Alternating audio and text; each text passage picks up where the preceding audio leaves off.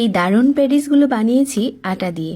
আটা দিয়ে এরকম মোচমোচে প্যাটিস বানাতে চাইলে দেখতে হবে আজকের রেসিপি। 2 কাপ আটা নিয়ে নিলাম একটা বাটিতে, স্বাদমতো লবণ আর 2 টেবিল চামচ রান্নার তেল। ভালো করে তেলটা মিশিয়ে নিচ্ছি। তারপর হচ্ছে নর্মাল পানি দিয়ে একটা মসৃণ গোলা বানাতে হবে। এটা একটা সাইডে রেখে দিয়ে প্যাটিসের পুর রেডি করে নিচ্ছি। 1 কাপ পেঁয়াজ কুচি, 1/2 কাপ কিমা, 1/2 চা চামচ গরম মশলার গুঁড়া, 1 চা চামচ লাল মরিচের গুঁড়া আর 1 চা চামচ হচ্ছে আদা রসুন বাটা। এগুলোর সাথে খুব ভালো করে বেশ কিছুক্ষণ রান্না করে নিয়েছি। চুলা থেকে নামানোর আগে সয়া সস আর হচ্ছে একটু টমেটো সস দিয়ে দিলাম। পুরটা রেডি। যেই ডোটা আগে থেকে মাখিয়ে রেখেছিলাম এখান থেকে পাতলা পাতলা রুটি করে নিচ্ছি।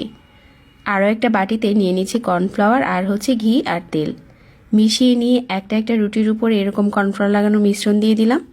আর এভাবে যে কটা রুটি হয়েছিল এই 2 কাপ আটা দিয়ে একসাথে করে নিচ্ছি। এখন বড় সাইজের একটা রুটি বানিয়ে পরোটার মতো স্কোয়ার শেপ দিয়ে ভাঁজ দিয়ে দিচ্ছি। উপরে কিছুটা ময়দা ছড়িয়ে দিয়ে এখন যতটা সম্ভব পাতলা করে বেলে নিচ্ছি।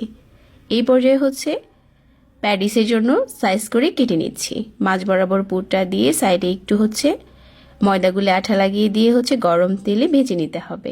এখন আমাদের এই মোচমোচে প্যাটিসটা রেডি হয়ে গেছে। চাইলে এটা ওভেনেও বেক করতে পারেন, তবে আমি সহজ রেসিপিতে শেয়ার করেছি। তেলে ভেজে বানালে এটা খেতে টেস্ট আরও ভালো হয়।